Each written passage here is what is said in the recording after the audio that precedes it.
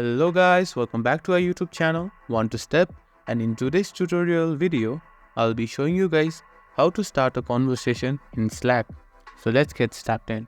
So first of all guys, now you can start your conversation in this public channel as well as the private channel if you have the access.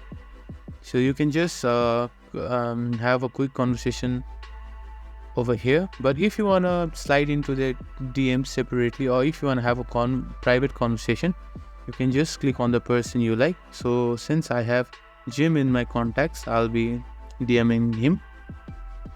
So I can just type, or if I want to call him, I can just click on the huddle icon. So this way it will start a call with the person you want. So guys, this way you can start a conversation on Slack.